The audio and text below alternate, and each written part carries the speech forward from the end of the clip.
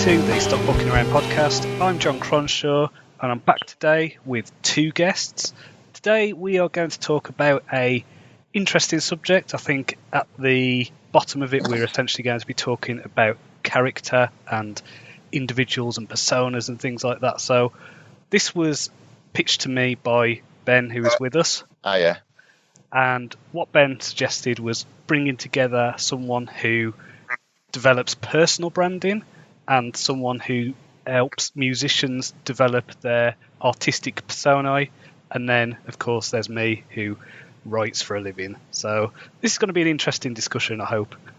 So, Chris, if you want to introduce yourself, tell us what you do. My name's Chris O'Gorman. I run a digital consultancy called Meledric Digital, and my background is basically working mostly in the music industry. I've worked for Universal Music as head of digital at Capitol Records, before that at Sony Music as a digital manager, and my roles at both of those companies was essentially launching artists, the sort of digital online brand identity, and then the digital marketing of that. So launching acts like Sam Smith, 5 Seconds of Summer, One Direction, Little Mix, Ollie Murs, all of these, very digitally led projects where telling their sort of personal story and sort of cementing their brand identity online was in some ways almost not more important, but came before the actual marketing of the actual music product. So that's sort of my background in a nutshell.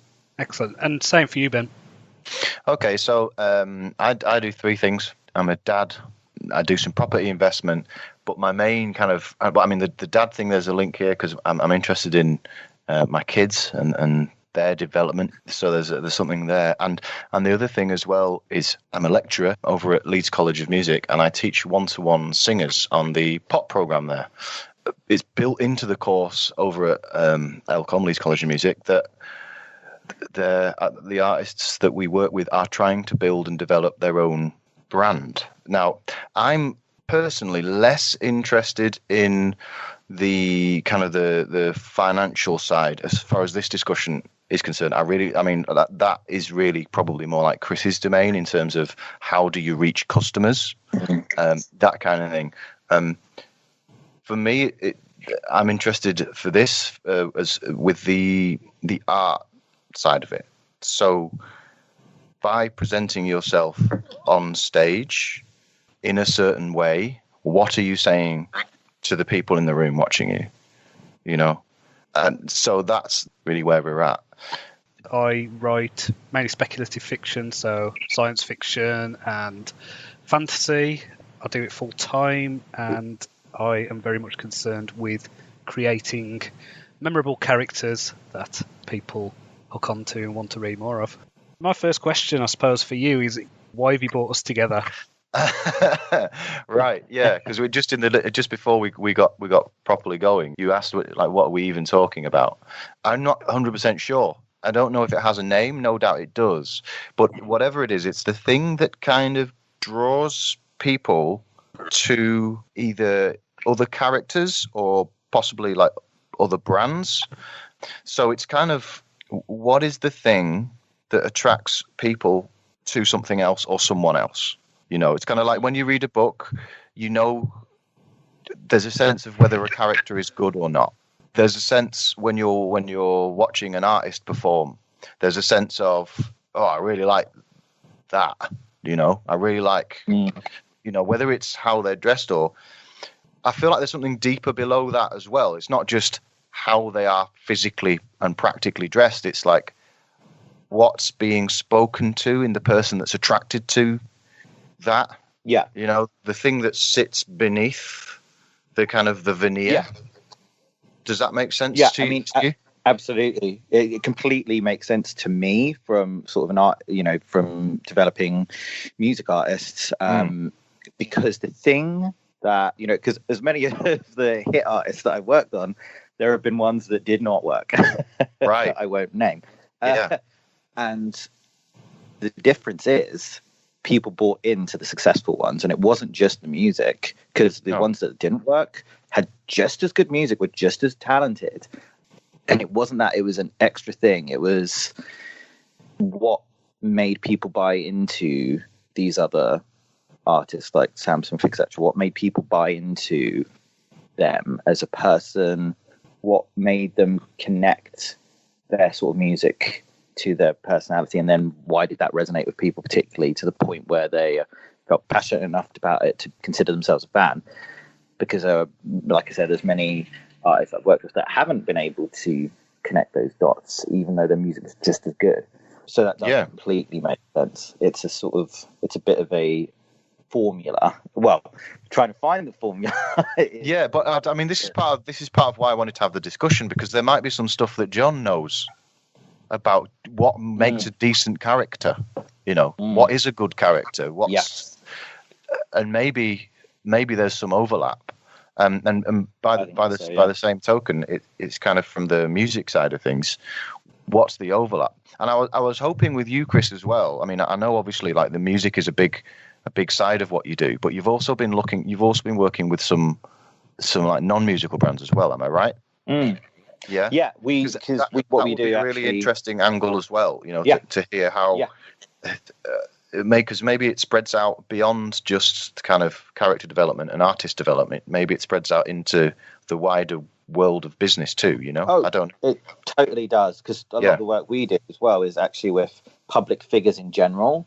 So a lot of the times that might be business leaders, people where their sort of personal story of how they built their business, scaled it up, employed a bunch of people, launched a successful brand. It's their personal story is actually so connected to the success of their company. So actually, a lot of the work we do is personal branding for those sort of, I guess you call them thought leaders, or business leaders. So it's their personal branding, and then doing that obviously online, digitally, and how you tell their story in a creative, interesting way, because that side of things can be extremely dry and boring and corporate. So it's sort of bringing the experience from the entertainment side, which is a lot more fun, a lot more creative, and then applying that to sort of more professional industries, I suppose, and business leaders. And absolutely, it's the same thing. It's people buy into the story of Steve Jobs and Bill Gates and even Mark Zuckerberg. People buy into their personal stories, which there have been films about, many films about them. The way I'm seeing this is just to go back to, I suppose, what Ben said he was looking for but couldn't quite articulate. I'm thinking of it as something like a personal, empathic connection to the other with something that resonates, if that makes sense. We're getting there with that. Getting there with that, definitely. Yeah. So that resonation is because I think there's like humans. I think we are narrative creatures, aren't we? Like we look for story. Yeah. I think maybe even when it's not there, but we look. Do you know what I mean? We are pre-wired for story. I think it's like the pattern recognition thing, where we will create a narrative even when there isn't one there. Like we'll see something, we'll see some litter on the ground, and we can think, oh, somebody has dropped that. We already attach a story, a series of events in our minds that might not necessarily be true, but it's a fiction. Yeah. When I think of characters, I think about, first of all, I want the voice, and I think the voice is important in terms of how the character sounds. So this is, I suppose, how they're presenting themselves, but then obviously this ties into things like plot and theme. And the thing that I've even got it stuck on a post-it note is intention, obstacle. So whenever I'm writing a story, I want to know what the character wants, what their aims are, but also what is in the way. And I think when we've got these stories of business people, and there's always obstacles, there's always things they've had to overcome, whether it's a poor background, or they've had to stop people trying to steal their ideas or something like that, or there has to be a story, there has to be an obstacle, there has to be almost an antagonistic force that they've overcome, which makes them seem heroic in some way. Interesting. Yes, absolutely. So that need for them to have been, it's like a challenge. It links to the kind of hero story, doesn't it? It's something has to happen that's blocking them, and they have to overcome that, or there has to be some method by which they do. I think that links back to when we've got the old hero myths and the old hero stories, where we've got a character we look up to They've gone through these trials and tribulations like an Achilles or someone like that. But today, we don't have the same heroes. We don't have the same type of hero. So I think there's almost a need to put that heroic journey. Joseph Campbell talks about the hero's journey, this kind of arc of going through different challenges. Like, we almost have to put that onto the people who are maybe the higher station, the singers and the biggest leaders and project things like that. I don't know. It's going to somehow end up back at Trump, but people do that to.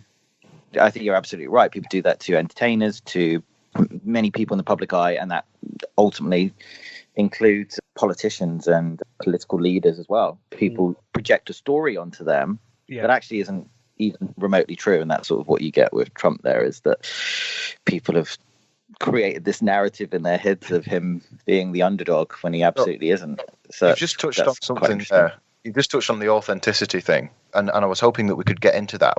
Would we be able to just put a pin in that and get to that later? Because I think that's vital, and it's a really important part of the discussion. I just wanted to. You mentioned Joseph Campbell, John.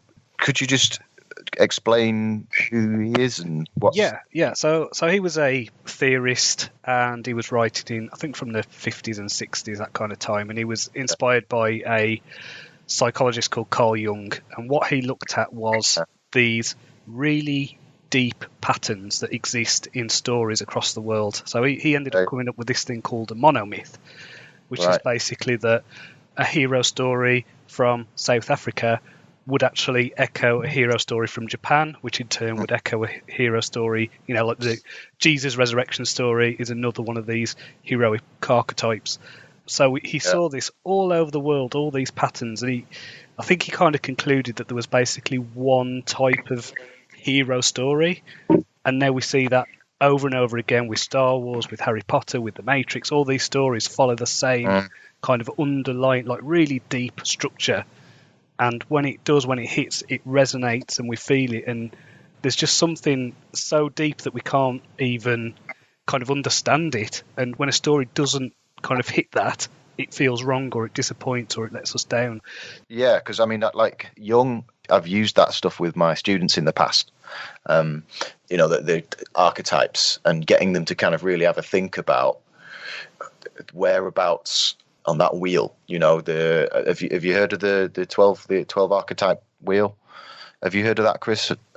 No, I haven't actually. Okay, that's okay. You probably have, John. If you've, I don't know about the 12 archetype wheel. Actually, that's okay for me, because I've been looking. Because Campbell comes up. I think he's got about 8 archetypes that he works with. So that's okay. If you imagine a wheel, there's orientations. So there's freedom, order, social, and ego. So at the top of the wheel, if you imagine the top, we've got freedom, and then directly below that, there's the outlaw. And then on the opposite side of the wheel, which is kind of your order area, directly opposite the outlaw, you've got the ruler, right? Or the leader or the king. And this outlaw / rebel is opposed to the king, but they're also linked and connected. I won't go through all 12, okay, but I'll think I know. These are like the hero, caregiver, rebel. Hero, caregiver. Yeah. Yep. Digging in my mind. Magician, lover, creator, everyman, innocent, explorer. Yeah. And it's this notion that these kind of archetypes kind of arise in story and in myth and in reality as well. And I think that's maybe part of it. Is I think that we've all got like at least bits of all of them in us, and maybe our kind of unique blend of them is our personality, perhaps. So it's kind of like they're opposing, but they're also linked and connected. And you get stuff kind of like the rebel might win the rebellion and become the ruler, and then there's a flip back, for example. And then you've got this thing with like the sage and the jester, for example. They're opposite, the sage being the kind of the person that's really into kind of sort of serious learning, and the jester's wise old owl, wise, right? And the jester's the guy that takes the piss. Do you know what I mean? And everything's a joke. But the flip of that is often the jester, the joker, the person that's taking the piss all the time is often the one that can really tell the truth in a way that maybe the sage couldn't. And so the jester can then flip and become the sage. Do you know what I mean? So there's this thing about them being connected and linked, but also opposite, which is also really dead interesting. So, do you use those 8 for your character development then, John? The Campbell's ones? You know what, I don't, because it's kind of more organic than that, I suppose. I don't sit there and go, right, I want this character to be like this, and kind of look at those boxes. I think the nearest I do to that is, I don't know if you've ever played Dungeons and Dragons, but there's basically a character alignment sheet that I've found really useful, and I talked about this on a earlier episode of Stop Booking Around, but this is basically about someone being their chaos and order alignment, chaos versus lawful, and then whether they're evil or good or neutral. So you can have like a chaotic good, which is someone who does good things but is a bit kind of random and doesn't necessarily follow the rules, but they are really good. So I usually think of this in terms of how can I get my character from lawful good to chaotic evil. So this will be a journey of someone basically the Breaking Bad storyline, for example, that follows that arc. That's almost how I do it, and then I'll kind of think of the points that I can hit where I think, okay, in the hero's journey, for example, there's a bit where the character must leave his normal world. So I need a point maybe about 20% through the story where that's it. He's got to leave the home village and go out into the world, into an unfamiliar place, and learn lots of things along the way. So 20%? Yeah, I find that's usually good. Right. That just, for you, feels right with your writing, or is that like a rule that lots of writers will? I think a lot of writers use that kind of area. You usually find 20-25%. If your character is still at home moaning about their life, they haven't moved on, it's going to be boring. Right, yeah. I think the only story I've seen that has done that well, where it's got a really, really long first bit, is Life is Beautiful, which is, I don't know if you've ever seen that film, but I think the first hour or so of that is just this guy's happy life, and then because it's about him going to the concentration camps, it actually makes it a lot more horrible. Right. So, would you say that's flipped on its head, though? Like, is it 75% with 25% at the end that's brutal? Or it might be the halfway point, something like that. So it doesn't kind of fit that convention in the same way. But I think that when you look at movies, when you look at the 3-act structure, this is in Matrix where Neo goes into the Matrix, he takes the pill, and it's in Star Wars where Luke leaves his home planet because he's found that his adopted parents have been burnt to death. That point appears again and again. It's Harry Potter going to Hogwarts, It's that kind of thing. Right. Lord of the Rings as well starts up in the Shire, and it's and he leaves and he has to go out into the world. Okay, so that 20-25% is a significant ratio, number that might be worth thinking about. Are there any others of those, just whilst we're on them? I know in music there's this notion of the golden section, 1.61 or so, and roughly 2/3 of the way through. 2/3 of the way through will be your all is lost moment in a lot of stories. So this is the bit where everything has gone wrong for your main character. There's no way out. Everything seems like it's going terrible, but then maybe they bring together an idea from the first act, the old world, and then a new idea from the new world. Yeah. Bring them together, and then you got the finale and battles and all that.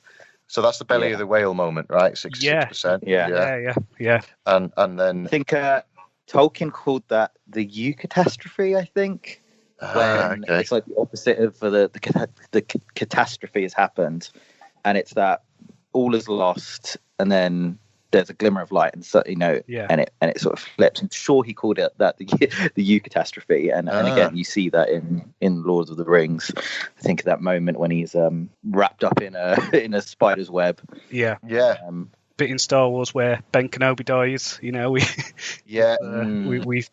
Luke's whole future's at doubt. And same with the Matrix. It's like, what's his name? Is it Cyrus? He betrays everyone, and so it's all those moments where it looks unescapable. And I suppose this goes back to the personas and developing brands. Maybe it's those moments where we kind of empathize with people who hit rock bottom. We empathize with the people who've had trying times and then got through it. And I think that's the important bit, isn't it? It's like, how low can you go and then how high can you go after that? I think that's probably where empathy comes in.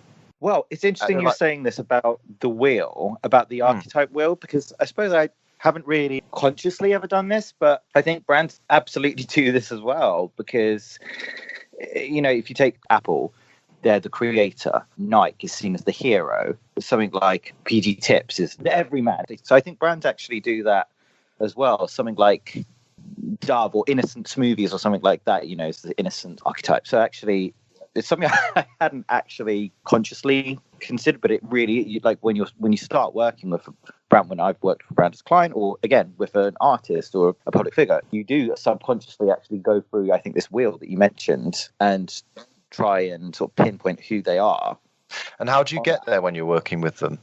Like, do you just discuss it and then something appears to you? Starting point is just observing and downloading sort of who they are, and just sort of like before I worked on the sort of marketing and development side, I worked as a journalist, as a music journalist. So a lot of those skills come into play because you're essentially interviewing them as if you're writing a piece on them, as if you're writing an editorial feature on them.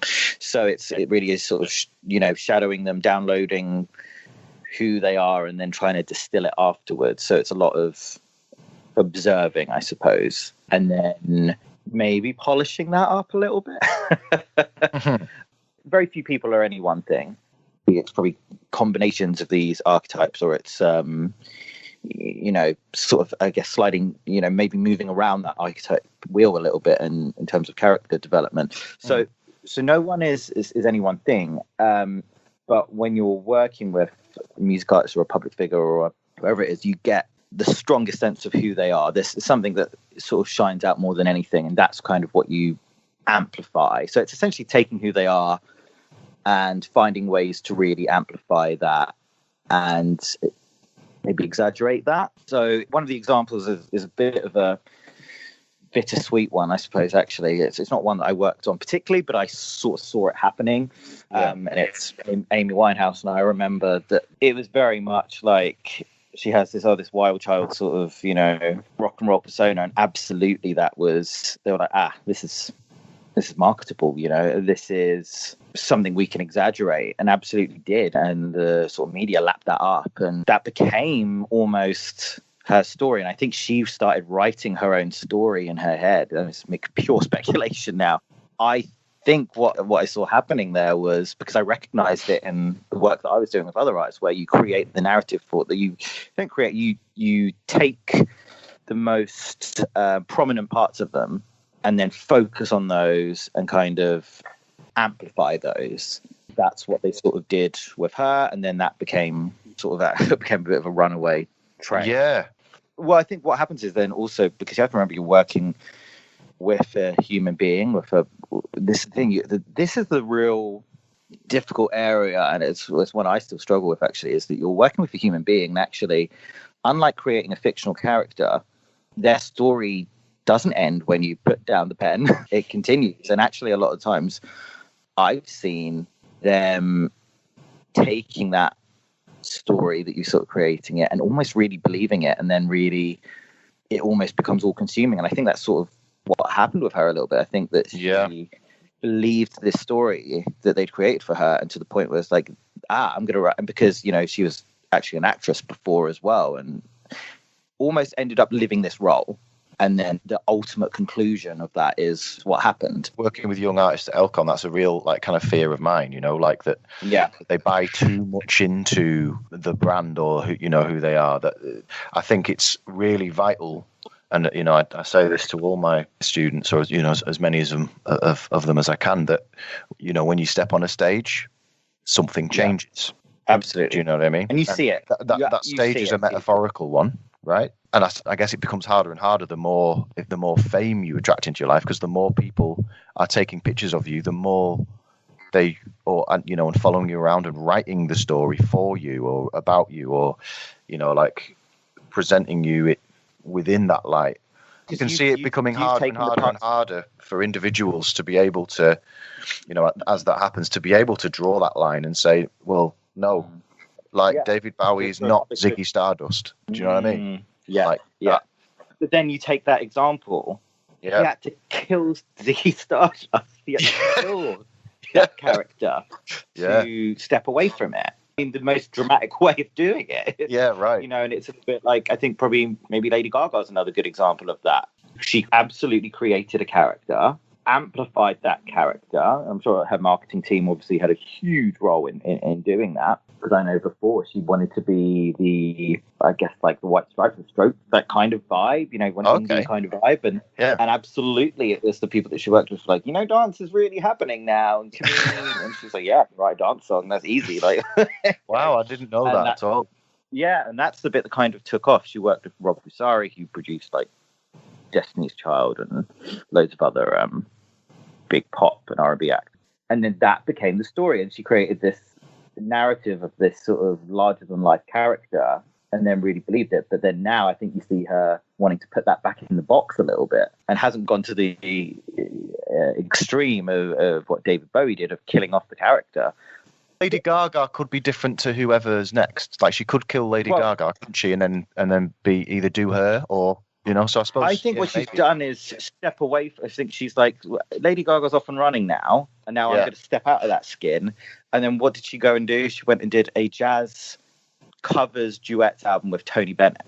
Yeah, right. That's... I mean, very different place on the Jungian wheel, isn't it? The Jungian archetype wheel. And it's another character. It's the 50s Hollywood starlet. It's a classic Hollywood archetype character that she's stepping into there. And then with her next role, it's actually a cinematic role in Star is Born, she stepped into another role. You might say that actually that's just a continuation of the Hollywood starlet role, which probably is. She's almost fit in, though, into the Madonna role.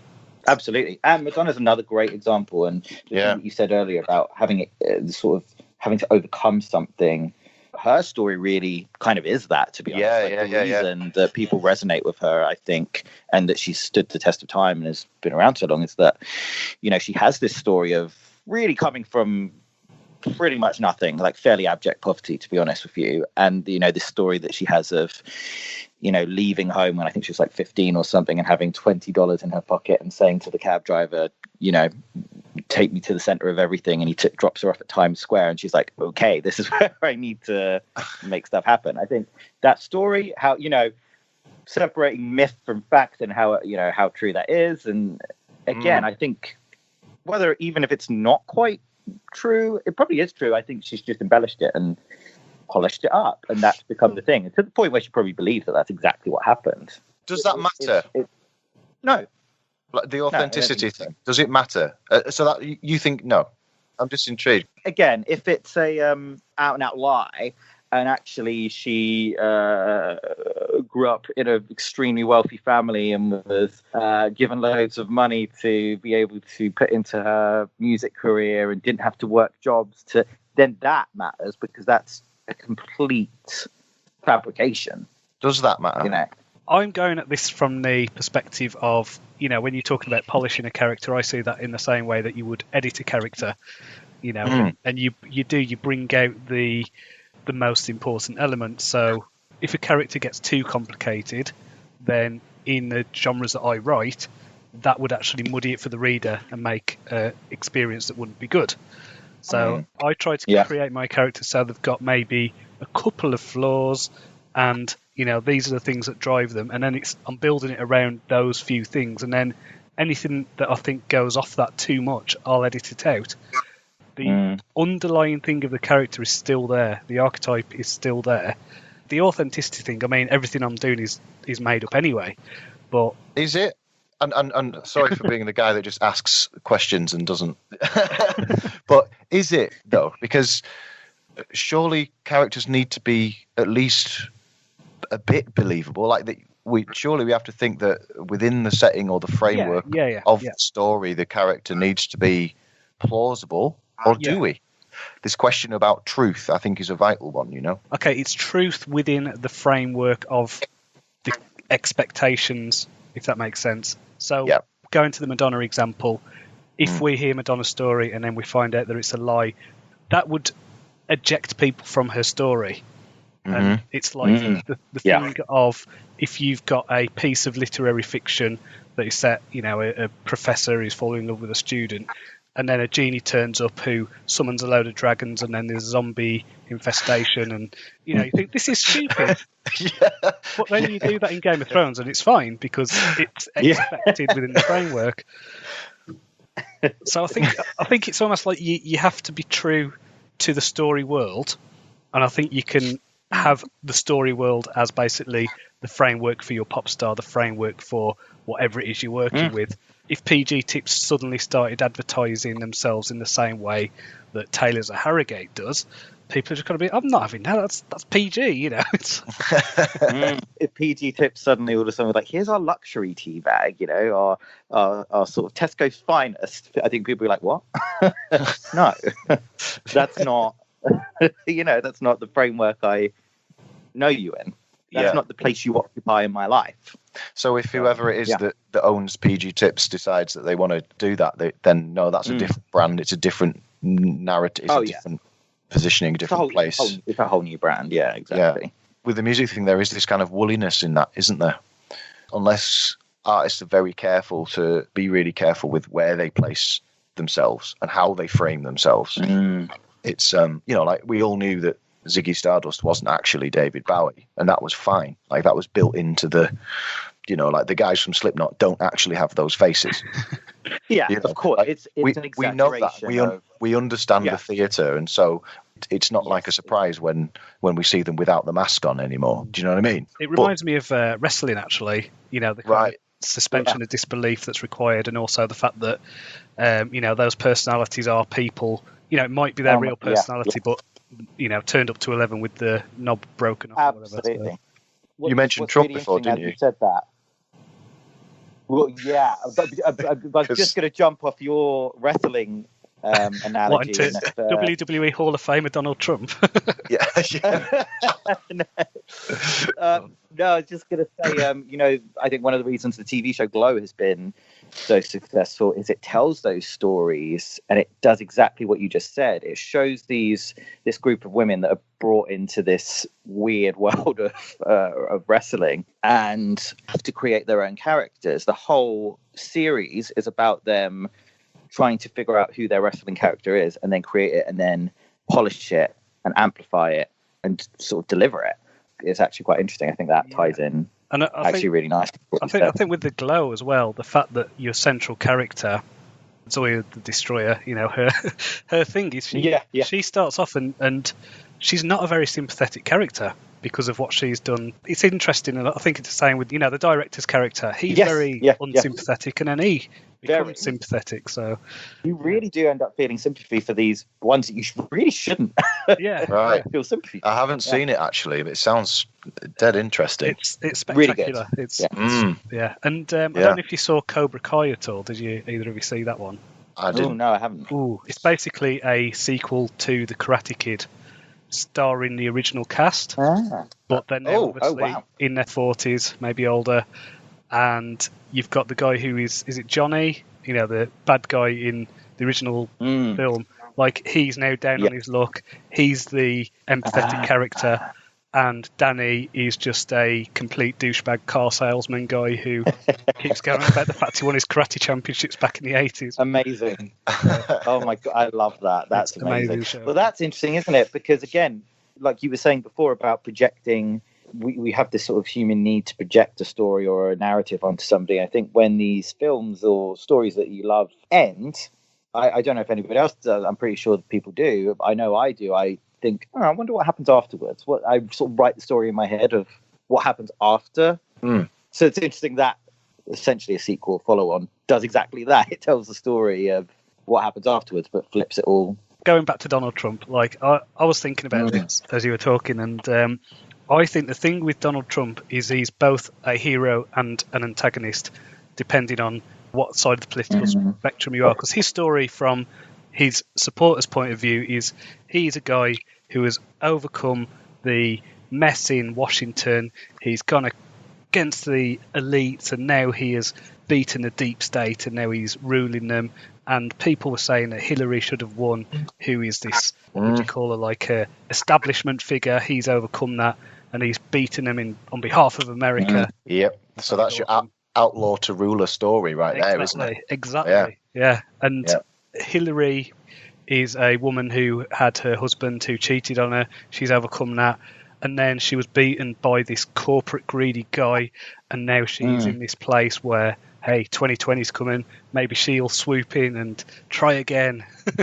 And the campaigns did write those narratives to an extent. That would have been a whole part of it. It was their personal branding. How are we going to sell these to the voters? And they absolutely cast Trump in that hero sort of underdog narrative, which is totally ridiculous when you think it's born to. When you think about it for 5 minutes. When you think about it for 5, literally, when you hold any kind of scrutiny to it, he's born into just opulent wealth. To be fair, though, there's a flip of that, though, as well, isn't there? You know, like portraying, and this wasn't probably the entire campaign, but portraying Hillary Clinton as some kind of like hard done by woman who's fighting off against the patriarchy. Exactly. Yeah. Because she's in, it's. But I think that the sort of, when you boil it down, I think like the sort of the key narrative they were trying to tell was elitism versus non-elitism. And the ridiculousness of that is that, what does elitism even mean? Because surely, inheriting billions and billions of dollars, from your dad's estate and and his sort of corporate holdings is really kind of the definition of elitism. And then you look at Hillary Clinton, who was seen as the elite. Her mum was on food stamps. When she was growing up. And you're like, hang on. Yeah. What? It's like a complete... The irony of that is interesting. Yeah. And the irony of her journey, if that's true, I didn't realise that about Hillary Clinton, actually. The irony of that. Her mum was abandoned as a child and essentially raised by, I can't remember who it was, someone else. But basically, lived on food stamps for a long time. It's funny because just one generation on, obviously since then she's made a lot of money and done a lot of pretty privileged corporate speaking. And as that's the thing, because the interesting thing with her, I suppose, she wasn't born into privilege, she found a way into. But really, you have to kind of say, well, it's how have people allowed themselves to swallow those narratives? Maybe it's probably the power of the story. Maybe the Democrats just didn't tell as good a story. They need some better writers on their books. I don't know. You know what I mean? I mean, I think it comes down. I'm probably going off topic a little bit, but I think it always comes down to the fact that a complicated truth is harder to sell than a simple lie. Is there any corollary with what? Because you mentioned before, then, John, about how the kind of stuff that you write, it's quite important that it isn't too complicated. Yeah. Because it's going to make the story worse. Okay, I'll go back to my first novel, my very first novel I wrote, which never got published, and it will never get published because it's terrible. I need to read that. I need to read it. I haven't read it yet. It's got... so this was a story I wrote called The Slip, and it was I tried to do basically like a Game of Thrones in space, kind of Game of Domes, if you will. Game of Domes. Yeah, but what I had was a post-Earth solar system. Yeah. So, and people lived on the moon, and but they didn't know that Earth had been destroyed. They just thought it was like a asteroid belt.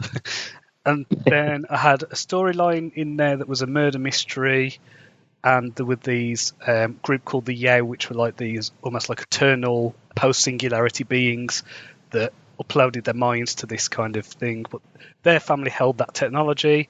And then along that, so I had a murder mystery involving one of them rebelling and leaving and killing her family. And then I had a storyline in there about biopirates who were trying to steal seeds and kind of reverse engineer them so they could give them out to the people. And then I had a storyline about these traders, and it was like I had all these different. I had 13 different storylines going on that were all crossing over, and I think it was like 17 point of view characters, and it was a fucking mess. It was just It was crazy. But what's interesting is Sounds kind of amazing at the same time. yeah, I mean, like I wasn't, I didn't have the talent to write it. Is the thing. I think if I did it, I could probably do it now. I think I had a massive ambition for what this thing could be, and it was just Right. an absolute mess. Maybe it's a collection of short stories rather than.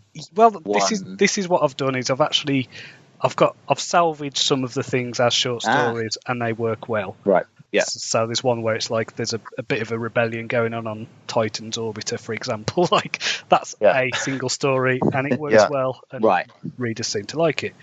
So what that led me to do was go, right, I need a story that's got one main character that has one main goal. It's like and it was that, and so I wrote that, and then that became what ended up being my second published novel called Night of the Wasteland, which was a post-apocalyptic thing, and then ended up writing a prequel to that, which ended up being the first novel, and then I wrote the third novel. So to each iteration, I've made it a bit more complicated in terms of the storytelling and what's going on, but I've tried to just really, really whittle the story down to just one focus. I'm working on a set of stories at the minute that is going to be 22 novellas when I'm done. I've just written book 8, first draft of book 9 as well. So this is just following one character. Wow. It's told in a linear way, but it is really complicated because I'm doing a lot of different layers of. There's what I'd call like an external story, which is set in the world, and she's got to overcome obstacles. But then there's a few mysteries in the background, and there's internal stories in the sense that she's got this magical awakening that's happened, and she's got to deal with that and come to terms with the temptations of that. So I'm making it more complicated, but also because I'm doing this complicated stuff, I'm keeping other elements simple and grounded as I can. Right. If that makes sense. So it's like there's something for the reader to follow that's easy, and then I can play around with that. I mean, I wrote a scene for the last book. I was just editing it yesterday, which is basically a scene from the point of view of a sentient ship, but the sentient ship can see through the eyes of its crew. So it was skipping mid-sentence between the views of all these different members. So it's really messed up, but, I've given the reader 200,000 words of lead up to this to allow me to do that. Right. Okay. I've kind of held the hand through and dropped hints about what these ships are like and what they do, and then, it's allowed me to do that. But oh, wow. I want to read that. That sounds great. I suppose on the kind of practical level, I mean, what is it that you do? Say you've got a singer, like how is it that you're going, right, these are the things we need to emphasize, these are the things that, okay, you've got this weird quirk, let's not push that. How are you doing that? I mean, is there some kind of practical exercises you do or anything? There's a few different things. I mean, there's some stuff around like performance, which is literally we watch them perform and we see what works and what doesn't. But that needs to be couched within the framework of the context. So there's a stylistic context, which is what's the kind of music that they want to be making. But kind of even below that, there are these kind of archetypal sort of themes that we need to find. That comes from conversation. What I like about these, so I might take them through these 12 archetypes and get them to rate themselves out of 10 on each one. Where do they want to be? How do they want to demonstrate? Which people do they want to attract? How do they want to present themselves? So then there's like a numerical value attached to each one. I like to keep things as kind of organic as possible and use all of this stuff for when there's a decision needs to be made and it's difficult to make one. So they might come in the room and say, I've got no idea how I want to stage this set. I don't know where I'm going in terms of the fashion. I don't even know maybe even which instruments they want on stage with them and how much they want in the backing track and how much they want on stage. And so our way of coming to a decision on that is reviewing this past stuff, it's kind of like, okay, so you're saying that you want to be rebellious. How can we demonstrate rebellion?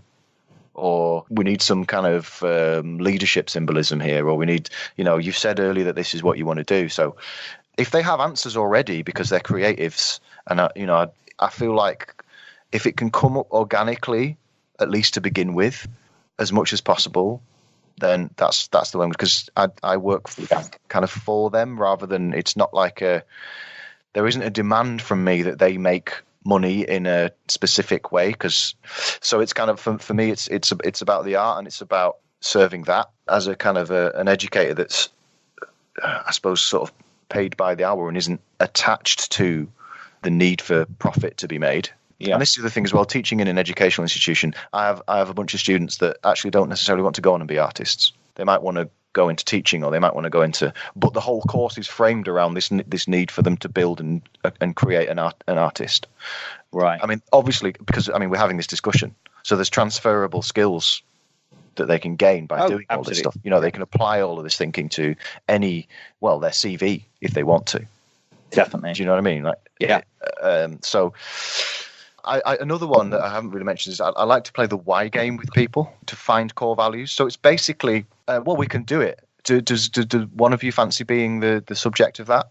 Okay, do you want to go ahead, John? Right, okay. So, John, name something that you like. First thing that comes into your head. Music. Music. Okay, you like music. Yes. Okay, fab. Why do you feel at home listening to music? Because I enjoy the fact that I can sit there, close my eyes, and not really have to think about anything. Okay, so not having to think about anything. So can we boil that down to a single word? Escape. Escape. Okay. Why do you feel at home when you're escaping? Because I am a creative person, and one of the things that happens when you're creative is you get bombarded with ideas all the time. And I just like that clarity and just not having, because it seems to put a stop to that, if that makes sense. Yeah. So there's a couple of threads there. One was creativity, right? And another one was clarity. Now, at this point, I would probably write those down, and we might end up coming back and following both of those kind of strings. Yeah. Yeah. But for now, just pick one. Okay. So there's creativity or clarity. Let's go for clarity. Clarity. Talking a lot about creativity today. Yeah, lovely. Okay, so clarity. Why do you feel at home when things are clear? It's because there's a lot of noise around us. There's always distractions. There's always these things that go on in my head, which, they could be positive thoughts, they can be negative thoughts, and they could be ideas for things. And sometimes it's just good to have that freedom from it, to take a breath. Okay, so you mentioned freedom there. Yeah. Why do you feel at home when you're free? Why do you feel at home when you're free? Because your thoughts often come when you don't necessarily want them to. They can be invasive. And so if you can have that moment to clear, it's like defragging a hard drive or something like that, where you're just basically getting rid of the crap. It's something like that. So I don't want to push you to put any words in your mouth, but you nearly said to clear, and so we were getting back to this clarity place again. Right. Is that a fair way of surmising? So you like freedom because it brings you clarity, and you like clarity because it brings you freedom. Are we? And by the way, I think we've got some good circularity there. Yeah. So that's an example of hitting a core value.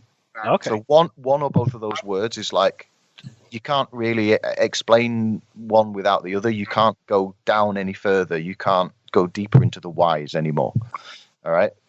There are other ways where that happens. So, for example, sometimes people start trying to explain away the word that they've got to using like scientific or like biology or anthropologic language or something like that. So it's kind of human. It might be love at the bottom for them, and it's kind of like, well, why do people feel love? And then it's, love is an important device used for holding tribes together or what. When you're there, that's a core value. Sometimes people just don't know.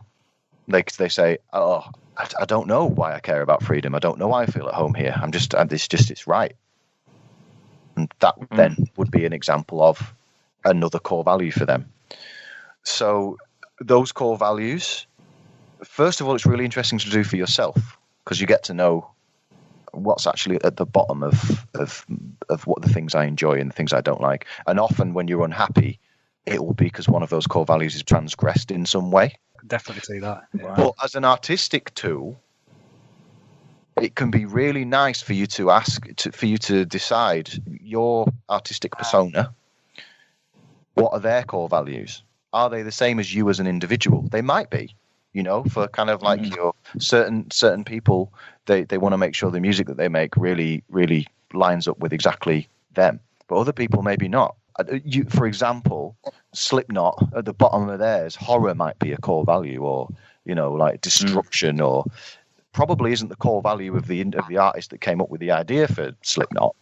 For the band members as individual people, but it's a nice little thing to play. So, I don't know how could that apply for you, John. So maybe you could ask the question with your characters: what are their core values?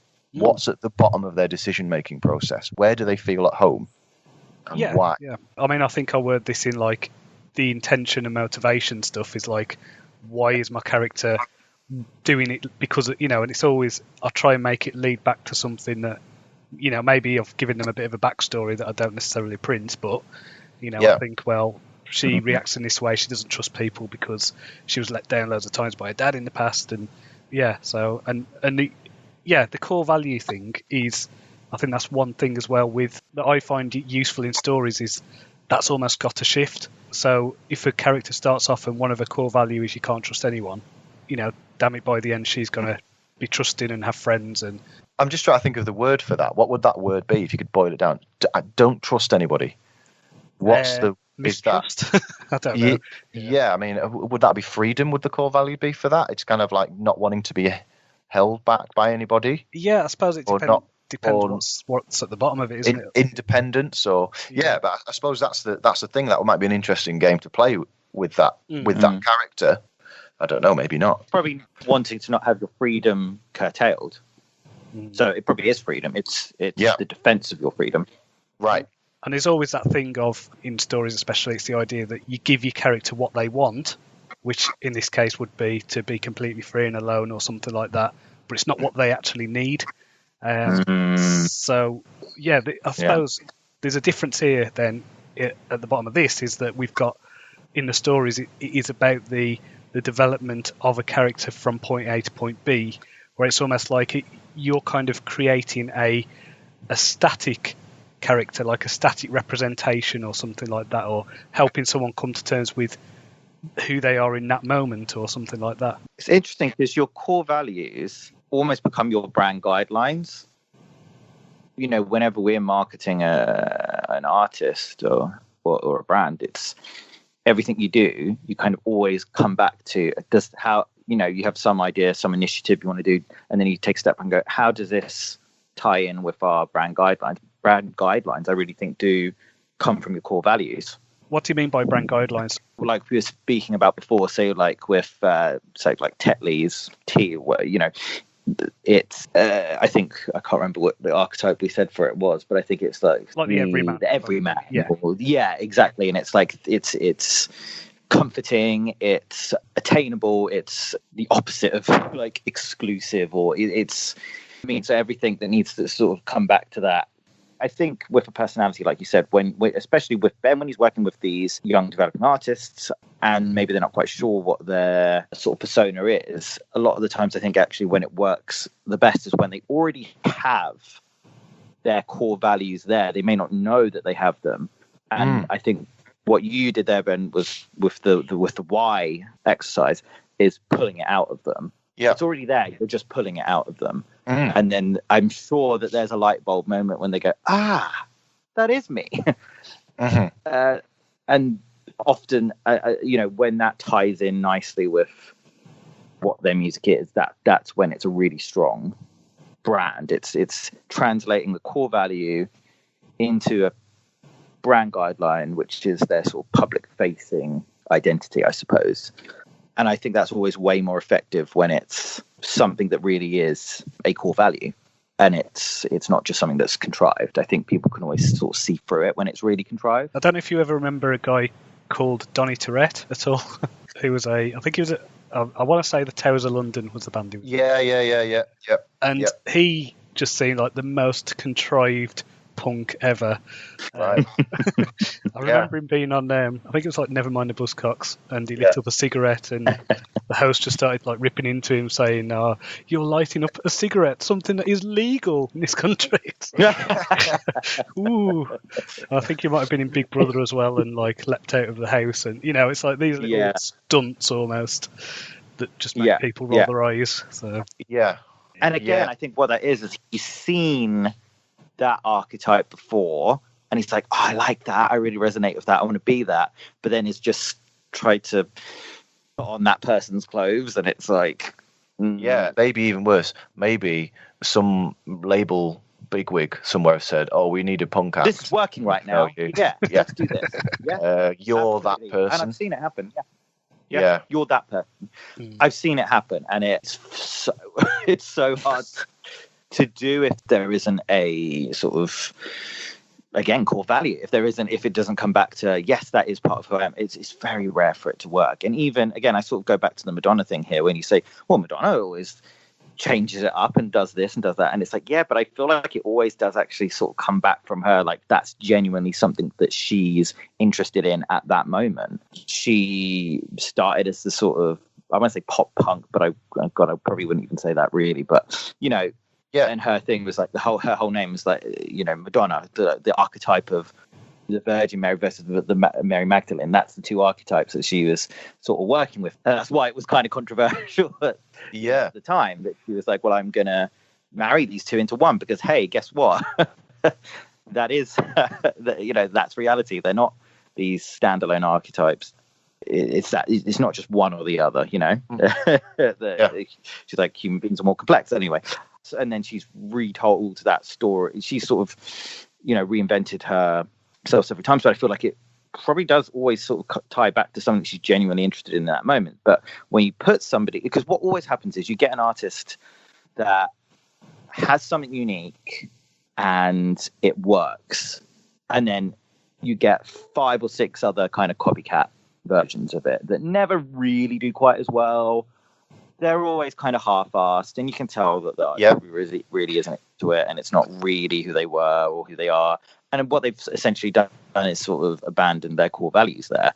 I can think of it like it's so many bands, and you get one that sort of comes out, and then you get all of the copycat ones come out because that happens so much, doesn't it? Well, let's put something out there because it's like that, because that's hot right now.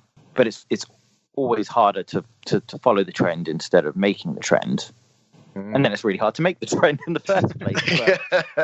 Yeah, because there's all stuff around Zeitgeist, isn't there? And there were a lot of bands in the mid-90s that sounded, strikingly similar to Oasis. Exactly, that's a great example. That is a great example. Obviously, I understand the business reasons for doing it, because you're like, this is the thing right now. But there's always the flagship act that sort of, and Oasis were arguably the flagship. I guess them and maybe, I don't know, Stone Roses maybe. Because sometimes actually what you get is the one before the flagship, which softened up the ground for that scene. And then you get the one that is just as invested in it and is genuinely into it, and genuinely that's their vibe. But they just come just at the right time where the sort of band that came before them softened up the ground a bit. Yeah, there was all that stuff with Nirvana as well, right? There was the kind of the grunge thing was happening before them, but they were the grunge act. Yeah. Which is why you can understand why a lot of the labels do this, because they think, well, maybe that act that's happening right now is to soften up the ground one, and my one is going to be the one that sort of takes advantage of that. So what we're saying is that some truth matters, right? For at least maybe in the music world, is from what is like there has to be something real about what they're doing. I think people tend to see through it. If it's not, I think it just doesn't feel, unless you're a very, very, very good, unless the artist themselves is a very good actor. And I'd say somebody like Madonna actually maybe is a bit of a, like I said before, it probably doesn't really matter because she had this story that was really strong. And actually, I think because she manages to embody it, really, I don't know. Madonna is the shapeshifter archetype, though. That is an archetype. Yeah. That's an archetype itself. That's a good point. Yeah. So I think that's fine. Have any of you learnt anything today? There's always a tension in fiction writing for me between my ideal reader and the market. There's the tension between my artistic truth, or my desires as an artist, as a creative, and also making something that's palatable for a reader. And it is that balance. And Right. This discussion about truth is what is interesting. Is I did a book that I released last May called Blind Gambit that I found really difficult to write. I did a really, really commercial novel. It was like Ready Player One. It was basically about a guy working through a game world, hero's journey, all that. I could not write just that story. And so alongside that, as a parallel story with the same character, I came up with the thing of he's visually impaired. He's dealing with going blind, which is something personal to me. And so it's like about him and his journey through coming to terms with blindness, coming to terms with dealing with his own independence and accepting help and all these issues. And now I think because I injected that truth, I think it's the best thing I've written because it's so personal and honest. And, and I think the people who've read it, it's either this is crap because there's too much about this guy, but then there's readers who've really resonated with it, and it's like, this is I needed to read this. It really hit home to me. So the truth thing I think is just really important. Probably underestimated it until talking about it now. So and even if it's a separate project where you get to just do you and not many people buy it, but that that can be in the music world. That can be the way. It's kind of like, I think some of my students find that really important. Like maybe those that go and that they're doing the covers gigs on weekends. Having a thing that's their creative baby, and they're not just doing carbon copy versions of the hits of the past 30 years. That can be really important for keeping the love of the art. Even if it never sells, even if it's never a commercial objective, I think that's right. And because ultimately you're never going to please everyone, and it's more important to balance sort of authenticity with what works for your audience and your tribe, I suppose, what they resonate with, rather than trying to be all things to all people. Oh, that's cool. So, and you, Chris? The archetype wheel is something I actually hadn't even heard of. Now that I'm looking at it, it's absolutely, I think subconsciously, completely always been in play in everything that I've done, which is so weird because I've never seen it. You find that with Jung in general, to be fair. Like, it's deep stuff. I've only dipped my toes in, but I don't know if I dare to go much deeper. That wheel actually, I think, is a really good exercise when working with a new artist or a new brand. Be like, where do you think you sit on this wheel? As a starting point, just for unlocking, their identity. And just on that, like with really collaborations and things as well, maybe. So exactly. If you can find somebody that's in a similar place to you, or maybe an opposite place, but however you want to frame it, but you find someone who's because I'm thinking about, I remember when I first started teaching, there was a band, grime was kind of, up north anyway, grime was becoming kind of a bit of a thing in the kind of the underground. And it obviously it was years after it happened in London, because that's how it is sometimes. But so that was kind of bubbling up. And then there was there was also like a kind of death metal band. This grime artist and the death metal band actually collaborated.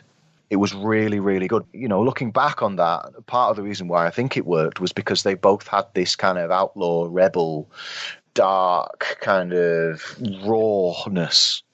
Even though it turned up in different kind of musical traditions, probably different cultural backgrounds, it's like there's something underpinning both of those. If I'd have had access to that wheel then, I could have been like, oh, right, so that works for them. And then, we could take... Are you familiar with the Enneagram at all? No. I've heard of it, yeah. So this is similar to the wheel, except it does link. I think there's 9 personalities, I want to say, and it links them, and it's like, who will you clash with and who will you resonate with? And it also has the thing of, okay, this is what the person is good at. These are their flaws. Here's how you can balance it. So that's an interesting one. But, Enneagram, yeah. So I've learned some stuff. The 20 to 25% thing, the 66% thing. I'm thinking about, if anybody's writing their bio for their website, or they're trying to frame the story of their band, or just acknowledging that. That's cool. So I need to watch Cobra Kai, and what's the other thing I need to watch as well? There was another thing that came up. The one about the wrestling. What was that? I didn't write that down. Oh, Glow. Yeah. Glow. Yeah. I've also learned I need to watch them. Yes.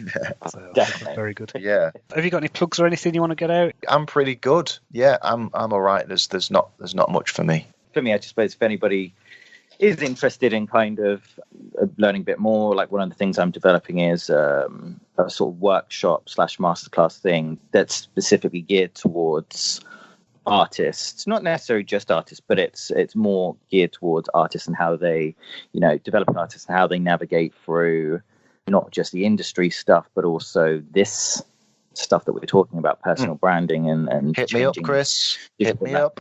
So I was going to say that this is something that might be really useful for your students. And if they want to find out more, we're just at meledridigital.com and you can find out more. Excellent. And you can find me on Patreon now. So go on to patreon.com/JohnCronshaw-author. So if you've had any value from any of these shows or any of my other podcasts, please do offer your support. I post stories, articles, and exclusive audio. So please do check that out. So until next time, cheerio.